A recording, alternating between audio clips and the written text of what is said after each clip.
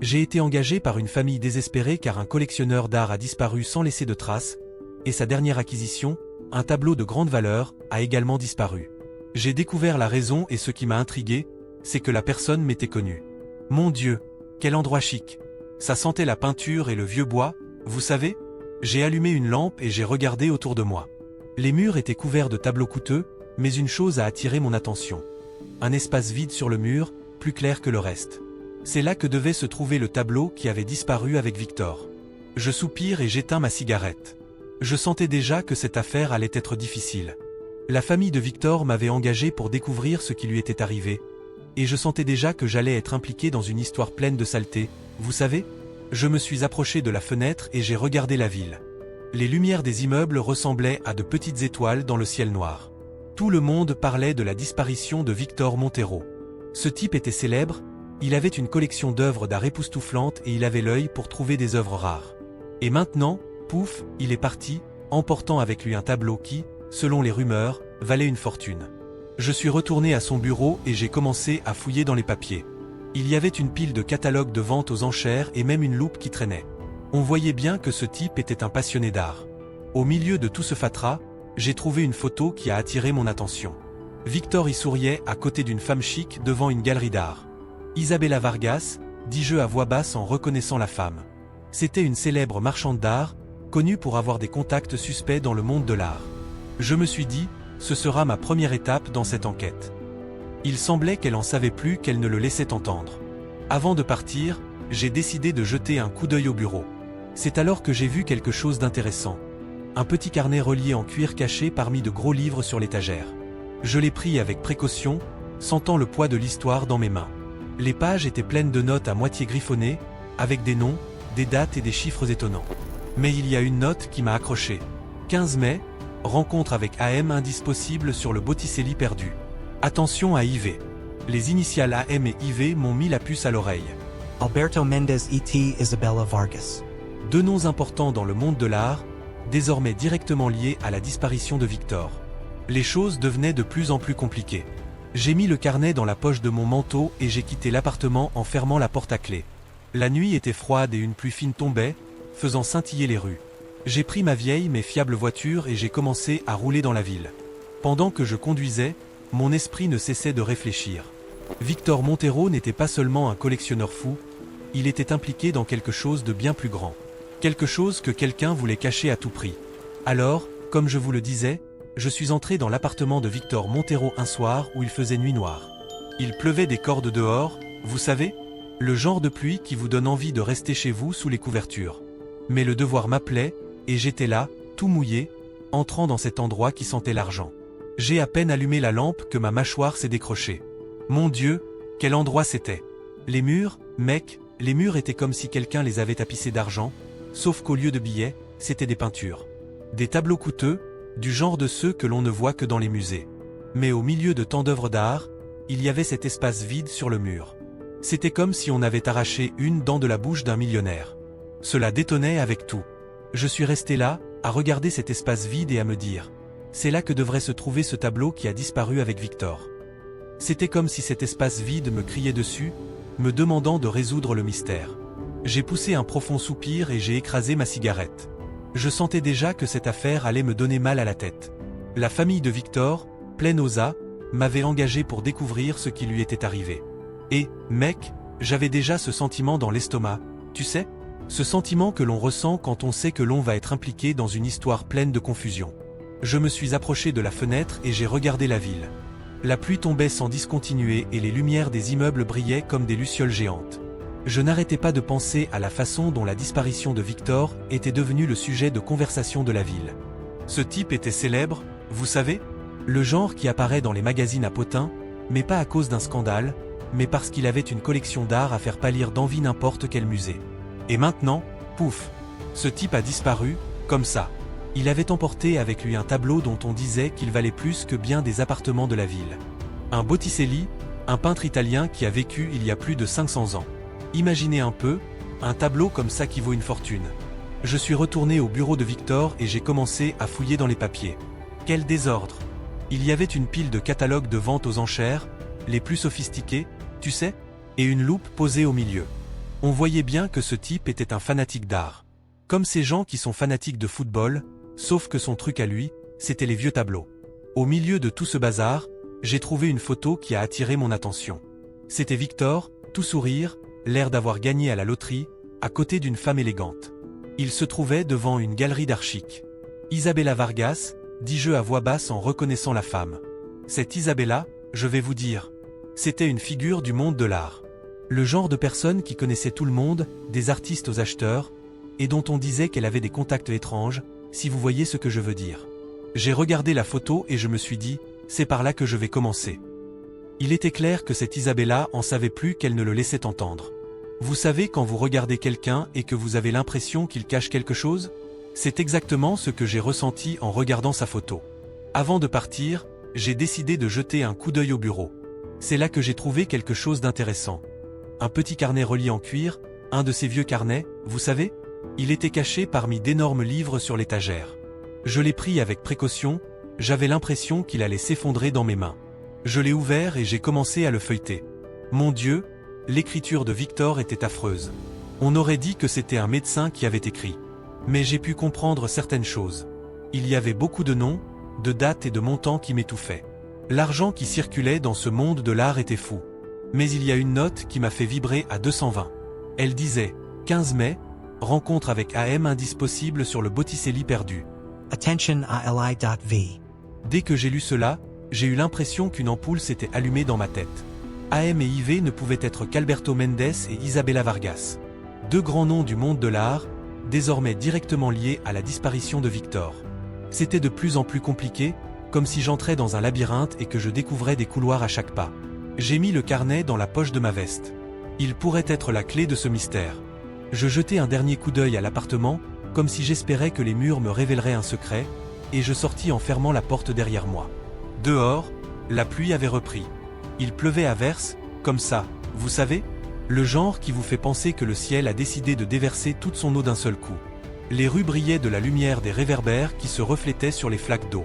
Je suis monté dans ma voiture, un vieux modèle qui avait connu des jours meilleurs, mais qui ne m'a jamais laissé tomber.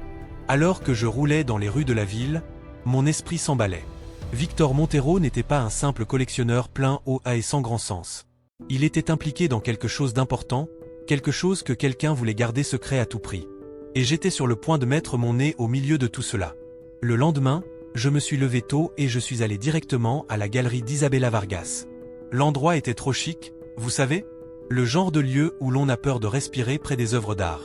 Isabella m'a accueilli avec un sourire qui n'atteignait pas ses yeux. Elle était sur son 31, comme si elle posait pour la couverture d'un magazine. « Détective », dit-elle en m'accueillant comme si j'étais un vendeur ennuyeux qui frappait à sa porte. « Qu'est-ce qui vous amène dans mon humble galerie ?»« Humble? Faites-moi plaisir. Cet endroit doit valoir plus qu'un quartier entier de la ville. » La disparition de Victor Montero, ai-je répondu en observant attentivement sa réaction. Pour autant que je sache, vous étiez proche. J'ai vu quelque chose se dessiner sur son visage. Peur? Inquiétude? C'était si rapide que j'ai presque cru l'avoir imaginé. Mais mes années d'expérience me disaient qu'il y avait quelque chose. Victor était un client important et un ami très cher, dit-elle sérieusement. Sa disparition est une tragédie pour le monde de l'art. Tout en discutant, j'ai continué à regarder autour de la galerie. C'est alors que j'ai remarqué une petite pièce au fond, dont la porte était entr'ouverte. On pouvait y voir une pile de papiers et de photos éparpillées à l'intérieur. Intéressant. Madame Vargas, dis-je en l'interrompant dans son discours sur le merveilleux Victor, pouvez-vous me parler de sa dernière acquisition? Ce tableau qui a disparu avec lui. Isabella hesitated. Cela n'a duré qu'une seconde, mais je l'ai vu. C'était comme si elle avait réfléchi rapidement à ce qu'elle allait dire.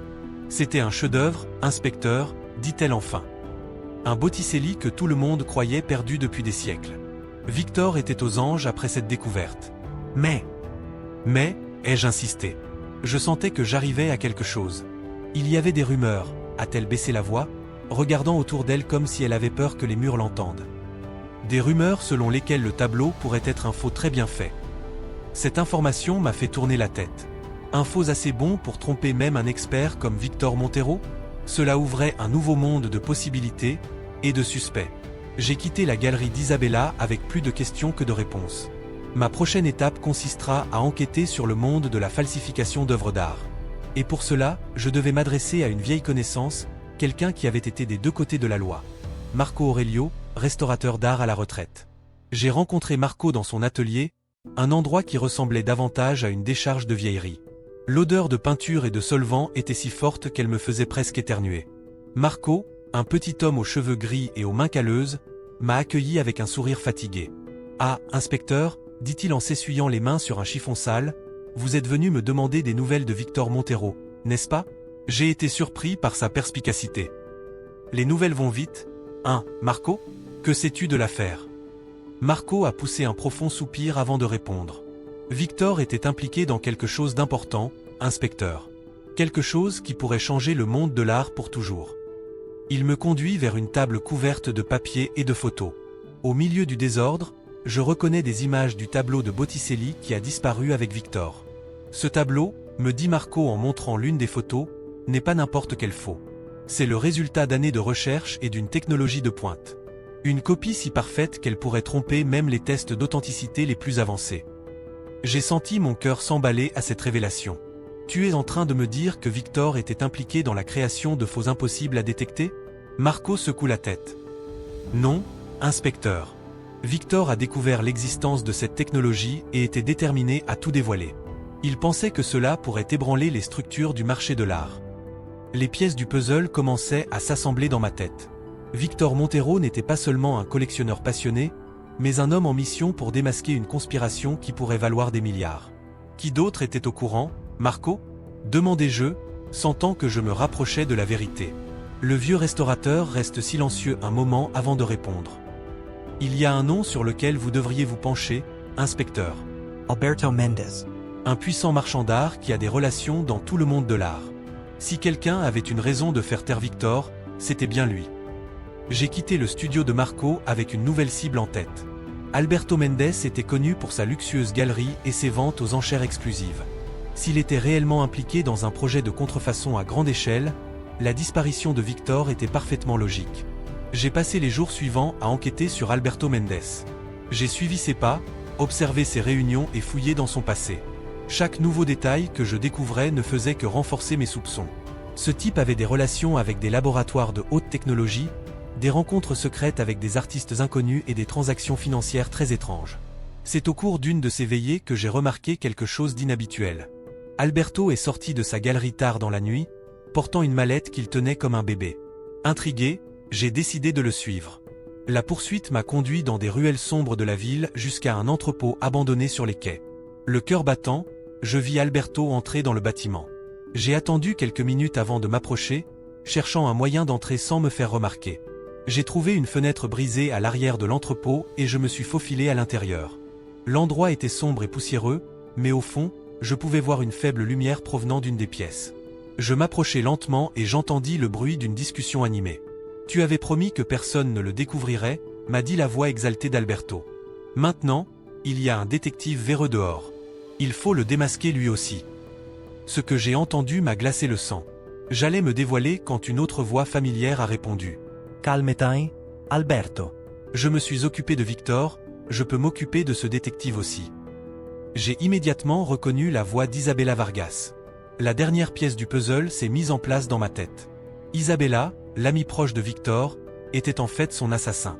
À ce moment-là, j'ai marché sur une planche mal fixée, faisant un bruit qui a résonné dans l'entrepôt vide. Le silence qui a suivi était assourdissant. Je savais que j'avais été démasqué. « Qui est là ?» a crié Alberto, la panique étant évidente dans sa voix. Je n'avais plus aucune raison de me cacher. Je suis sorti de l'ombre, l'arme à la main. Police. Vous êtes en état d'arrestation. Le chaos s'est installé. Alberto a tenté de s'enfuir, mais je l'ai assommé d'un coup de poing. Isabella, elle, a sorti un pistolet de son sac. Vous ne comprenez pas, inspecteur, dit-elle, la voix tremblante. C'est plus important que nous tous. Le monde de l'art a besoin de cette technologie. Victor ne pouvait pas tout dévoiler. Posez cette arme, Isabella, ai-je ordonné, mes yeux fixés sur les siens. Sela Enagravera Pata Situation. Pendant un instant, j'ai cru qu'elle allait tirer. Puis, avec un soupir de défaite, Isabella a laissé tomber l'arme au sol. Alors que les sirènes de la police approchaient, je n'ai pas pu m'empêcher de penser à Victor Montero. Un homme qui avait donné sa vie à la recherche de la vérité dans un monde construit sur le mensonge et la falsification. Quelques jours plus tard, alors qu'Alberto et Isabella étaient en garde à vue, la vérité a éclaté. Le corps de Victor est retrouvé, ainsi que le vrai tableau de Botticelli. Sa mort n'a pas été vaine. L'escroquerie à la contrefaçon a été révélée, ébranlant le marché mondial de l'art. Alors que je regardais le coucher de soleil depuis mon bureau, en réfléchissant à cette affaire, je n'ai pas pu m'empêcher de penser à tous les autres secrets encore cachés dans l'ombre du monde de l'art. Vous savez, lorsque vous résolvez une affaire, vous avez l'impression d'avoir ouvert une boîte de Pandore? C'est exactement ce que j'ai ressenti. L'affaire Victor Montero avait été résolue, mais cela m'a laissé un goût amer dans la bouche. Comme lorsqu'on boit un café qui est resté trop longtemps dans la cafetière, vous savez? Un goût amer qui laisse penser qu'il y a plus que ce que l'on voit. Alors que je regardais les couleurs changeantes du ciel, mon téléphone a sonné. C'était l'adjoint Johnson, mon vieil ami de la police. « Quoi de neuf, inspecteur ?» dit-il d'une voix fatiguée. « J'ai pensé que vous voudriez savoir. Nous avons d'autres problèmes. » J'ai poussé un soupir. « Bien sûr que nous en avons. Quand ne le faisons-nous pas? Et maintenant, Johnson ?» demandai-je, sentant déjà venir ce mal de tête familier. « Tu te souviens d'Alberto Mendez? Le type que vous avez ramassé dans l'entrepôt? Il est mort. » J'ai eu l'impression qu'on m'avait jeté un seau d'eau froide. « Comment ça, mort? Il n'était pas en prison. »« Il l'était, » a répondu Johnson. « On l'a retrouvé dans sa cellule ce matin. Cela ressemble à un suicide, mais... »« Mais vous n'y croyez pas, » ai-je ajouté. « Exactement. Il y a quelque chose qui ne va pas ici, mon pote. Et je pense que c'est loin d'être fini. » J'ai raccroché le téléphone et j'ai regardé le vide pendant un moment. « Alberto mort? » Cela changeait tout. Quelqu'un voulait vraiment qu'il se taise. Quelqu'un d'assez puissant pour atteindre un prisonnier dans une cellule de haute sécurité. J'ai pris mon manteau et j'ai quitté le bureau. La nuit était complètement tombée et les rues de la ville semblaient différentes, plus sombres. Ou peut-être était-ce juste mon humeur qui affectait ma perception. J'ai conduit jusqu'au poste de police, l'esprit en ébullition. Qui pouvait bien être derrière tout cela? Le monde de l'art était plein de gens riches et puissants, des gens qui ne voudraient pas que leur sale secret soit dévoilé. À mon arrivée, Johnson m'attendait à l'entrée. Il avait l'air d'avoir vieilli de 10 ans depuis la dernière fois que je l'avais vu. « Venez avec moi », me dit-il en me conduisant à l'arrière du commissariat. « Il y a quelque chose que vous devez voir. » Nous sommes entrés dans une petite pièce, le genre de pièce utilisée pour les interrogatoires. Sur la table se trouve un épais dossier et une clé USB. « Ceci est arrivé ce matin », explique Johnson en montrant les objets. « Elle vous est adressée. L'expéditeur ? Victor Montero. » Je fixe le dossier comme s'il s'agissait d'une bombe sur le point d'exploser. Victor avait-il envoyé cela avant de mourir? Qu'est-ce qui se passe? Bon sang. J'ai ouvert le dossier avec précaution. Il contenait des dizaines de documents, de photos, de reçus. Tout indiquait un réseau de falsification d'œuvres d'art qui allait bien au-delà de ce que nous avions imaginé. Des noms de politiciens, d'hommes d'affaires et même de juges y figuraient. Mon Dieu, murmurai-je en feuilletant les documents. C'est de la pure dynamite, Johnson. Il a hoché la tête, le visage sérieux. Et ce n'est que la partie émergée de l'iceberg. Jetez un coup d'œil à la clé USB. J'ai branché la clé USB sur l'ordinateur du salon et j'ai ouvert les fichiers. Il y avait des dizaines de vidéos. Elles montraient des réunions secrètes, des échanges de valises pleines d'argent, et même des menaces explicites. Victor avait tout enregistré. Il savait qu'il allait s'en prendre à lui, dis-je, plus à moi-même qu'à Johnson. C'est pour ça qu'il a tout envoyé ici. Et maintenant, a demandé Johnson, en me regardant comme si j'avais toutes les réponses. J'ai pris une grande inspiration, sentant le poids de la responsabilité peser sur mes épaules. Maintenant, nous poursuivons chacun de ces salauds, quelle que soit leur puissance. J'ai quitté le commissariat cette nuit-là avec une nouvelle mission. L'affaire Victor Montero n'était pas terminée. En fait, elle ne faisait que commencer. Et j'étais déterminé à aller jusqu'au bout, quoi qu'il en coûte. Au cours des jours suivants, je me suis plongé dans les preuves que Victor avait laissées derrière lui. Chaque document, chaque vidéo ouvrait une nouvelle porte sur un monde de corruption et de cupidité dont j'avais du mal à croire qu'il existait. Un soir, alors que j'examinais une pile de documents dans mon bureau, j'ai entendu un bruit étrange provenant de la porte. Avant que je puisse réagir, la porte s'est ouverte avec fracas. 3 hommes en costume sont entrés, armes au poing. Je reconnais immédiatement l'un d'eux, c'est le conseiller du maire, l'un des noms qui figurent sur les documents de Victor. « Bonjour, inspecteur », dit-il, un sourire froid sur le visage. « Je crois que nous avons quelque chose à nous dire. » Et c'est là que j'ai compris que c'était loin, très loin d'être fini. La nuit serait longue, et le danger plus grand que je n'aurais jamais pu l'imaginer.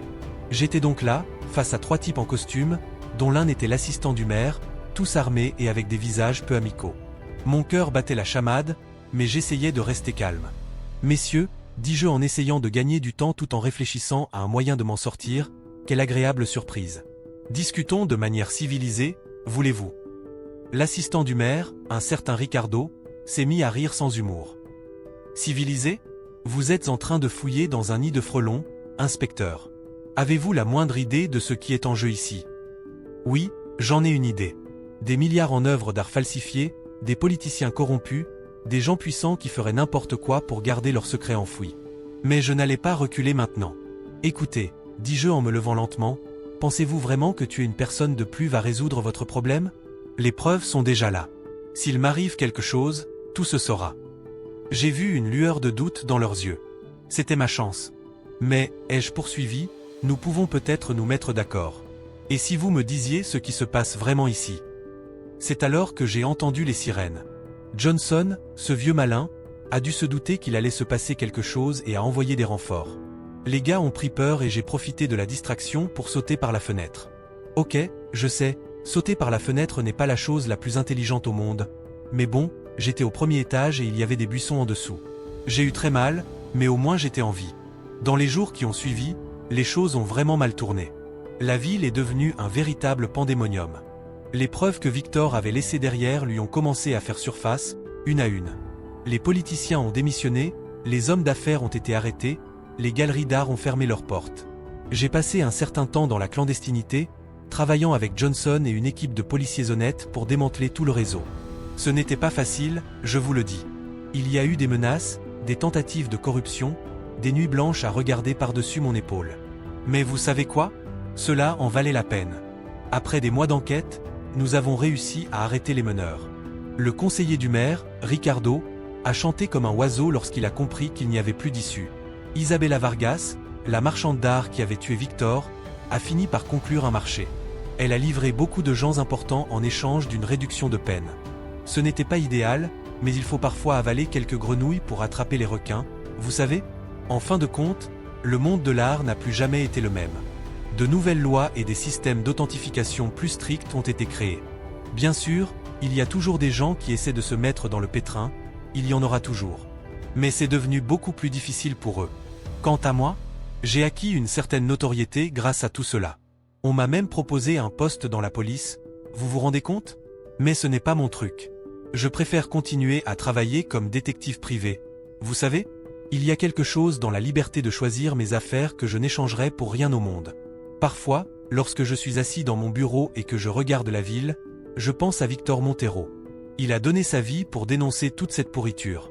J'espère que, où qu'il soit, il est en paix, sachant que son sacrifice n'a pas été vain. Et vous savez quoi ? Chaque fois que j'entre dans une galerie d'art, je regarde plus longuement les tableaux.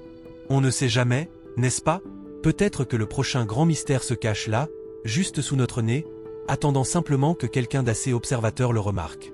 Voilà, mon ami. La vie d'un détective n'est pas facile, mais quelle histoire à raconter, hein ? Et qui sait quelle sera la prochaine ?